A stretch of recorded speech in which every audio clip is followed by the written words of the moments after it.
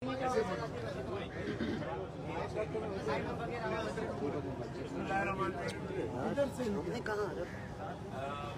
आपका सब प्रेस के अपने दोस्तों को, भाइयों को करता हूँ कि आप लोग पहले की तरह सारे यहाँ पे जमाए और हमारी जो भी मालूमात है वो आपके थ्रू नास तक और खासतौर पर सिंध के अपने भाइयों दोस्तों तक पहुँचा रहे हैं।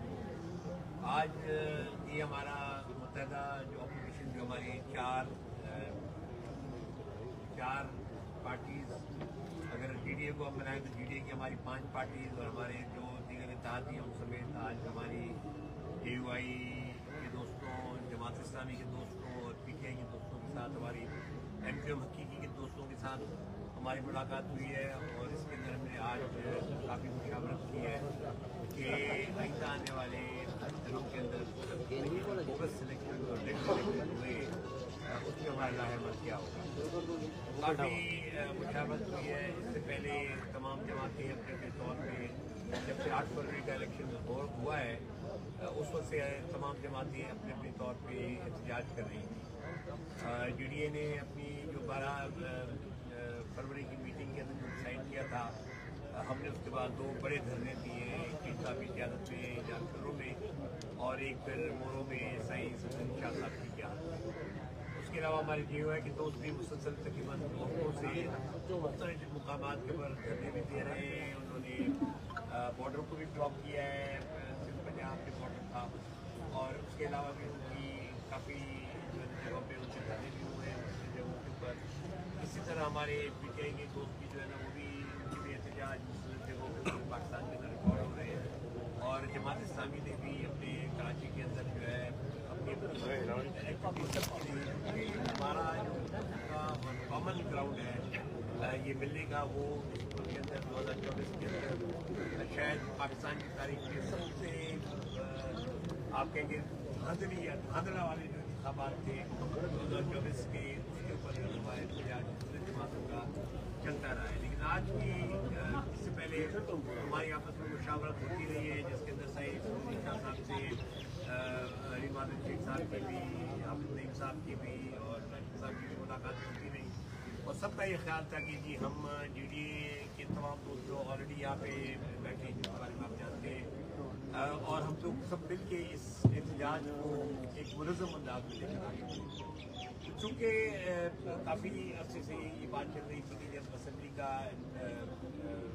इजलास होगा तो उसके ऊपर जो है ना हमें हमारी क्या स्ट्रेटजी होनी चाहिए। तो आज हमने यहाँ पे जितने भी लोग हैं सबसे मुशावरत के बाद ये फैसला किया है कि कल 11 बजे असेंबली के बाहर एक भरपूर एहतजाज होगा और उसके अंदर तमाम जो यहाँ पे जमातें रिप्रेजेंटेटिव है, GDA की 5 जमातें, हमारे दीगर इत्तेहादी जो समर्थक मौजूद हैं, जमात इस्लामी हाफिज नईम साहब की क़यादत में, GUI राशिद साहब की क़यादत में और PTI हमारे रिमादन शेख साहब की क़यादत में तमाम और MKM हकीकी के हमारे दोस्त यहाँ पे मौजूद हैं। ये सब लोग मिलके जो है कल 11 बजे एहतजाज होगा असेंबली के बाहर, क्योंकि हमारा ये मुख्तलिफ वक्त में जो हम ये कॉल दे चुके थे, जो कि शायद पहले इंडिविजुअल कॉल थी, हम ये चारों जमातों की तरफ से, 5 जमातों की तरफ से और बशमूल GDA अलायंस की तरफ से ये हम तमाम अपने कारकुनों और साथियों को अपील करते हैं कि वो आएँ और कल जो है ना आके असेंबली के ऊपर हमारा ये एहतजाज है और ये एहतजाज इंशाअल्लाह भरपूर होगा। और हम ये बात बड़ी कर रहे हैं बड़े अंदाज में कि हम इस रिग्ड इलेक्शन को नहीं मानते और इस रिग्ड इलेक्शन और इस बोगस इलेक्शन को किसी भी तौर पर जो हम तस्लीम करने को तैयार नहीं है। उसके हवाले से हमारी जो अगली जो हमने फैसला किया है कि हर GDA के प्लस ये जो चारों जमातें इनके 2-2 रुकनी जो अरकान है उनकी कमेटी बनेगी और आइंदा हमारा जो होगा इस जो एहतजाज है कल का, उसके बाद जो हमारा आइंदा प्रोग्राम होगा वो कमेटी तय करेगी और इंशाअल्लाह उसकी भी मीटिंग होगी इस एहतजाज के फॉर्मेट बुला के और हम अपना आइंदा का लाहेमत आइंदा का भी प्रोग्राम देते जाएंगे। अब आज के लिए अनाउंसमेंट ये है कि जो जिस तरह पहले डिसाइड हुआ था कि हम असेंबली के बाहर एहतजाज करेंगे, तो ये तमाम जमातें कल अपने कारकुनों से एहतजाज में हिस्सा लेंगी। और हमारी ये अपील है, और हम ये बारहा ये चीज़ कह चुके हैं कि हमारी ये जदोजहद जो है इस बोगस इलेक्शन के खिलाफ वो आईनी है, कानूनी है और पुरअमन है। और हम किसी भी तौर पे जो है इस अमन की जो सूरत जो हम लेकर चल रहे हैं, अगर आप देख रहे हैं कि पूरे सिंध के अंदर इस वक्त जो मुजाहरे हो रहे हैं, तमाम जमातें कर रही हैं और कहीं पे भी जो एक पत्थर भी नहीं रहता। आप अभी भी ये तवक्को करते हैं जो अकाबरीन हैं, जो हुकूमत के लोग हैं, वो भी इसी चीज़ को जो समझने की कोशिश करें कि हमारी स्पिरिट जो है वो अब कानूनी, आईनी और पुरअमन एहतजाज की तरफ जा रहे हैं। और इंशाअल्लाह हमें यकीन है ये जो पब्लिक प्रेशर बिल्ड हो रहा है पिछले तकरीबन 2 हफ्तों से मुस्तकिल ये बिल्ड हो रहा है, इंशाअल्लाह ताला हम ये समझते हैं कि ये जो जारी इलेक्शन है ये सेटिस्फाइड होगा और ये हम नए इलेक्शन जाएंगे। तो इस ऐलान के साथ कि कल 11 बजे असेंबली के बाहर एहतजाज होगा। मैं आप लोगों से सवाल कर लेता हूँ।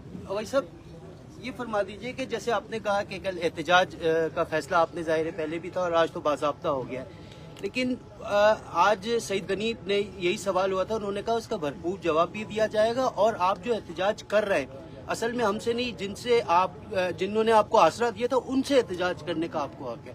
ये जरा जी हम तो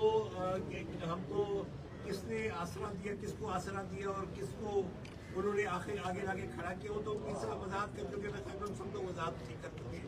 अब सईद गनी साहब जो भी चाहे कहे, लेकिन हम अपने प्रोग्राम के मुताबिक चल रहे हैं। हमें इसे कोई गर्व नहीं कि कोई क्या कहता है।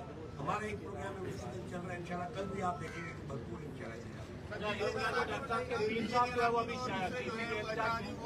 जो है ना हलफ लेंगे या नहीं लेंगे? कौन जी? आपकी जो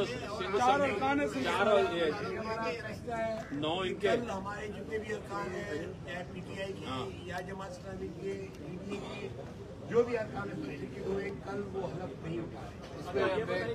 इसमें फैसला हुआ है कि चूंकि GDA ने अभी तक इनकी ये पॉलिसी है कि ये इनके अरकान हलफ नहीं लेंगे, तो ये नहीं लेंगे। लेकिन कल के मुजाहरे की वजह से हमने भी इनसे ज़ाहिर यकजहती करते हुए हमारे जो भी एक मेंबर हैं अभी फिलहाल जिनका हुआ है और इनके भी जितने भी मेंबर हैं, हमने भी इनसे ज़ाहिर यकजहती करते हुए तय किया कि कल वो हलफ नहीं है।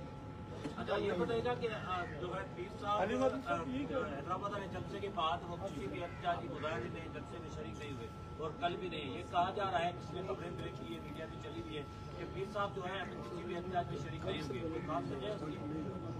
भाई मैं बड़ा शुक्रिया आप सबका। मुझे ये बताएं कि अगर आप ये समझते हैं कि सारी हमारी अपोजिशन और उसके अकाबरीन इस वक्त ऑन बोर्ड है और इस वक्त GDA के सदारत जो कि सब फंक्शनों के पास है माशाल्लाह से और फंक्शनल की भी उनके पास है, अगर आप ये समझते हैं कि वो हर जलसे में हर मूवमेंट में होंगे तो ऐसे मुमकिन नहीं। उनकी रिप्रेजेंटेशन मैं कर रहा हूँ, बाकी दोस्त हमारे अकाबरीन वो कर रहे हैं। जब जरूरत पड़ेगी तो वो बिल्कुल आएंगे फ्रंट पे और उनकी क़यादत में ही ये सारा सिलसिला चलेगा इंशाअल्लाह। डॉक्टर साहब ये फरमाइएगा, मदीन के धरने का भी ऐलान किया था 26 फरवरी को, उसका क्या है? देखिए फिलहाल तो कह रहे हैं हम लोग, अभी फिलहाल तो हम कह रहे हैं कि हम इस इम्तियाज में जा रहे हैं। कल के बाद हम दोबारा बैठेंगे, फिर अपना दो रुकनी कमेटी तमाम जमातों की रिप्रेजेंटेटिव कमेटी बनेगी और उस कमेटी के अंदर फिर इनका क्या जो तौर पर जो भी शेड्यूल होगा इंशाल्लाह हम आपको देंगे। फिलहाल जो है ना हमारा ये कल का प्रोग्राम है, ये हो जाने दें, उसके बाद हम दोबारा बैठ के अपनी जो प्रोग्राम। अच्छा, कल वाला जो धरना है ये क्या कंटिन्यू रहेगा या कल एक दिन का धरना है? ये एक दिन होगा? ये जी कल का एहतजाज है और कितनी देर जारी रहता है ये कल आपको पता लगेगा, लेकिन ये हमारा कल का एहतजाज है क्योंकि हमने यही कहा था कि जिस दिन असेंबली डिसमिस करेगी उस दिन हम एहतजाज करेंगे, तो ये हमारा कल का एहतजाज है। राशिद साहब ने कुछ पूछना चाह रहे हैं? जी, मैं उसका ये जवाब दूँ कि मैं सुबह को लीड कर रहा हूँ और सुबह की हिकमत अमली जाहिर है कि वो मैंने बनानी है, बाकी जो जवाब मौजूद है। ये तय हुआ है कि हमने एहतजाज करना है और हम कर रहे हैं और कल भी हम GDA की क़यादत में असेंबली पहुँच रहे हैं। मैं पूरे मीडिया की तवज्जो से पूरे सुबह में जमीयत उलमा इस्लाम के कारकुनान से गुजारिश करता हूँ कि जहाँ भी है अभी रवाना हो जाए और सुबह आपने कराची पहुँचना है, चाहे वो कश्मीर का कारकुन हो, घोटकी का हो, थरपारकर का हो, मीरपुर खास का हो। मैं अपने पार्टी के पूरे सूबे सिंध के कारकुनान, अहदेदारान, जिम्मेदारान की तरफ से गुजारिश करता हूँ, फौरन निकलें, जो सवारी मिलती है उस पर निकलें। सुबह आपने कराची पहुँचना है। और जो अगले हफ्ते का हमारा शेड्यूल था, कल हमने दिया हुआ था ठंडा से चावल पे, मंडे को GDA के साथ बदीन में, फिर जुमा रात को मीरपुर खास और टंडवाला यार का। फिलहाल हमने वो कैंसिल करने का ऐलान किया है क्योंकि आज बाज़ाब्ता तौर पर एक कमेटी बनाई गई है। आज के बाद का जो भी शेड्यूल होगा वो मुश्तरका होगा, किसी एक जमात से नहीं होगा और मुश्तरका हम GDA की क़यादत में एहतजाजी प्रोसेस को आगे बढ़ाएंगे।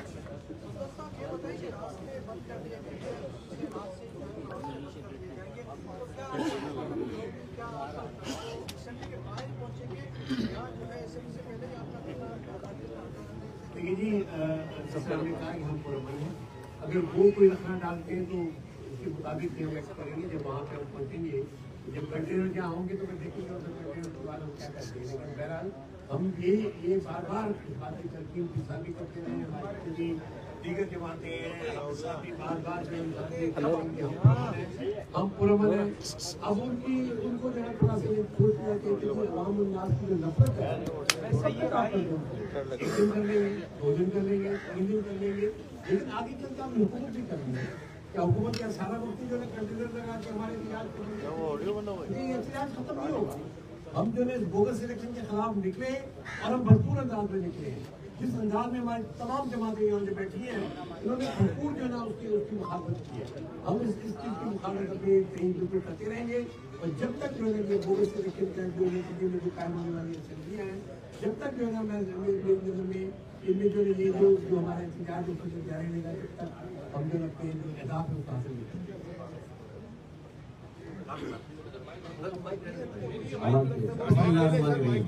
अच्छा,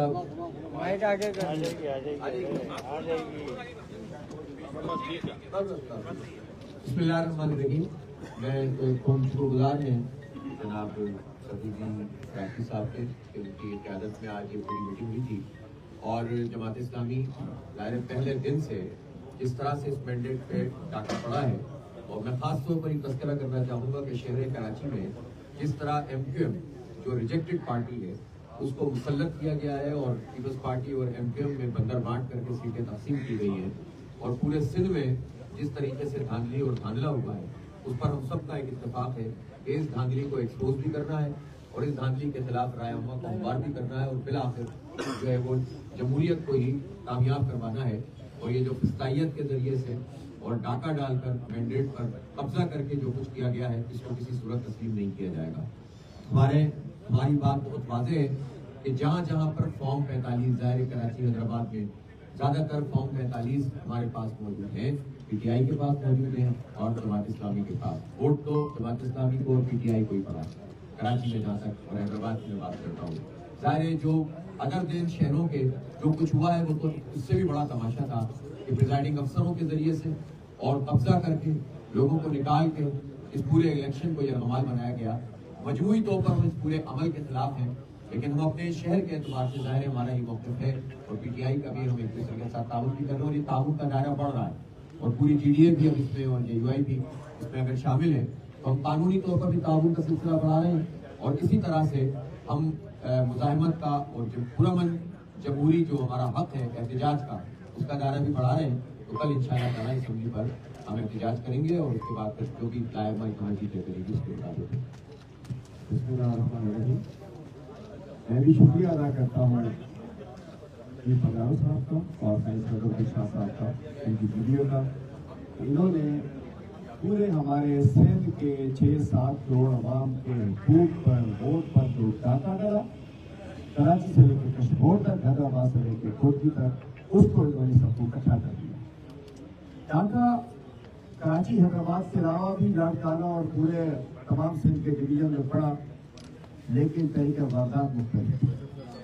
इधर डाका शुरू हुआ फॉर्म 45 के बाद, उधर तो डाका शुरू हो गया सुबह से, छुपे लगे, कब्जा हो गए, डाकुओं ने आके समझे बैलेट बॉक्स को कब्जा किया। तो वारदात राजस्थान में भी हुई, सेक्टर में भी हुई, सागर में भी हुई, खैरपुर में भी हुई, कराची में भी हुई, हैदराबाद में।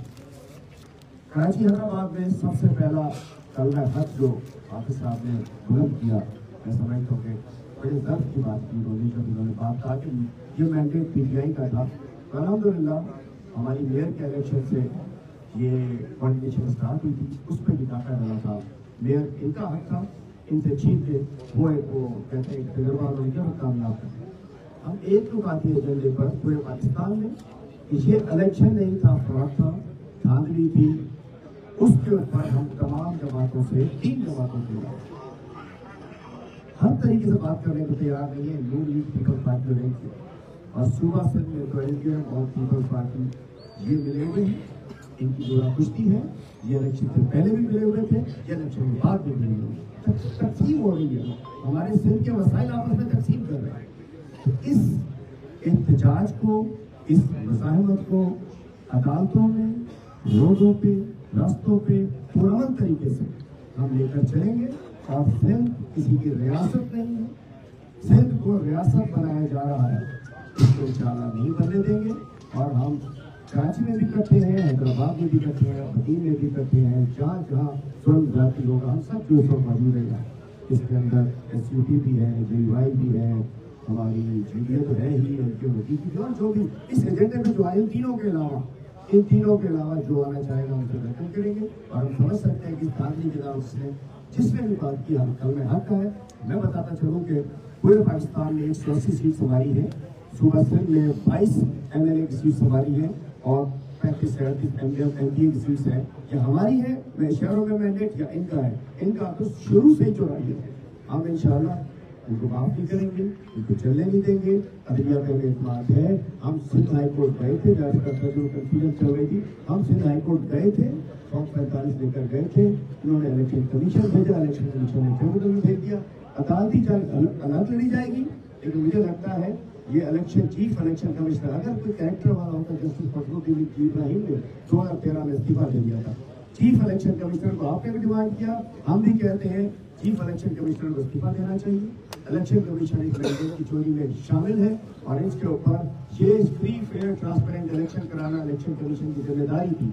इसमें और आइन में लिखा है, एक आइन तोड़ने का, आइन से गद्दारी का मतलब हुआ है। ये मेरी पर्सनल राय है, इनकी नहीं है, कि आइन तोड़ने की सजा आर्टिकल 6 होता है। इस इलेक्शन कमीशन ने मुल्क को हिजाब में डाल दिया। और ये जो प्रधानमंत्री का कुंबा जुड़ा है, ये इज्तिमाई सियासी खबर बनेगी तीनों पार्टी। ये जो प्राइम मिनिस्टर की कुर्सी है, ये गर्म कुर्सी है, जो बैठेगा चल जाएगा। मुल्क इससे नहीं चल रहा है, जिसका हकीकी मैंडेट है उसको दो। और जहाँ इलेक्शन में रिगिंग हुई है, जो भी करे आखिरी वक्त है, कौन सी हमने तय की है। इशूज बेशक तरीका वारदात मुख्तलिफ है, ये नहीं होगा कि हमें अपना चोरी का माल मिल गया। हम आखिरी सीट की चोरी तक जहाँ तक जाना पड़ेगा हम आपके साथ खड़े रहेंगे इंशाअल्लाह। सफदर रबाई साहब, महकमा दाखिला ने अभी अहकाम जारी किए हैं। DIG को हिदायत कर दी गई है कि रेड जोन में किसी शक्ल में भी किसी को एहतजाज करने की इजाज़त नहीं होगी। जो भी इजाज़त करेगा उनको सख्ती से निपटा जाएगा। इस कदम को कैसे देखें? जी अपना हम तो जमहूरी बात कर रहे हैं, मुसलसल कर रहे हैं। अगर उन्होंने कोई गैर जमहूरी बात करनी है तो उनकी सोच है। हम फिर भी जो परमन रहेंगे और यकीन देखें एहतजाज जब भी होता है तो उसका बाद एहतजाज जब करते हैं तो उनका फैसला वहीं पर होता है। तो हम जिस तरह कह रहे हैं कि हम इस बात पर गड़ी करें कि जो हमारी आईनी और कानूनी और परमन जद्दोजहद इंशाअल्लाह हम उसको पूरा का पूरा निभाने की कोशिश करेंगे और तवक्को करेंगे कि हुकूमत इस जमहूरी स्पिरिट को बरकरार रखे। हुकूमत कभी नहीं बनी है, अभी दूसरे असेंबली ने मीट कर रहा है, लेकिन केयरटेकर गवर्नमेंट जो है ना, उनका रोल जो है ना वो मानव के साथ जो है वो भी कुछ मशकूक रहा है पूरे अमल के अंदर। मुझे मकबूल बाकर साहब ने तवक्को नहीं की कि जिस तरीके से वो जैसा की है, तो मैं तो बहुत ही मुझे अफसोस हुआ है। वैसे आप सही अगर आप पूछे तो मकबूल बाकर साहब ने जिस अंदाज में अपने जरदारी माफिया के साथ जिस अंदाज में खड़े हुए हैं, तो मुझे तो उनके बारे में थोड़ी सी मैं ज़्यादा नहीं कहना चाहता कुछ भी। लेकिन मैं फिर ये कहूँगा हुकूमत को, यही कहूँगा जो हुकूमत केयरटेकर गवर्नमेंट है उनको मैं यही कहूँगा कि आप जो है ना हमारी जो जमहूरी स्पिरिट है उसी का जवाब जमहूरी अदालत में दें। एहतजाज हमारा आईनी हक है, कानूनी हक है, हम अपना वो हक इस्तेमाल करेंगे। इसमें मैं ज़रा एक चीज़ मैं अर्ज करना चाहता हूँ कि क्या जब हम सुप्रीम कोर्ट के बाहर मुजाहरा कर रहे थे मोहतरमा मरियम नवाज साहिबा हमारे साथ मौजूद थी या नहीं थी? जनाब बिलावल भुट्टो जरदारी साहब हमारे साथ मौजूद थे या नहीं थे? क्या वो रेड जोन नहीं था? अगर वहाँ एहतजाज हो सकता है तो सिंध असेंबली कौन सी जो है ऐसी मुकद्दस जगह हो गई कि वहाँ एहतजाज नहीं हो सकता? अगर सुप्रीम कोर्ट के बाहर एहतजाज हो सकता है तो सिंध असेंबली के बाहर भी हो सकता है। हाँ, हमारी तारीख गवाह है, हमने गमले नहीं तोड़े, हमने एक दरख्त का पत्ता तक नहीं तोड़ा और अमन मुजाहिरे किए हैं। दहशतगर्दी का शिकार हम हुए हैं, जनाजे हमने उठाए हैं, खुद कुछ धमाके हमने बर्दाश्त किए हैं। मैंने अपने वालिद का गोलियों में छलनी जनाजा उठाया, हम और अमन थे। अमन का रास्ता हाथ से जाने नहीं देंगे, लेकिन अगर कोई हमारा रास्ता रोकेगा तो उसका जिम्मेदार फिर वो होगा, हम नहीं होगा। शुक्रिया जनाब। डॉक्टर साहब ये बताएगा, पीटीआई ने खत लिखा है IMF को मेरा ख्याल है आज बहुत शुक्रिया जनाब, कल मुलाकात होगी। Thank you.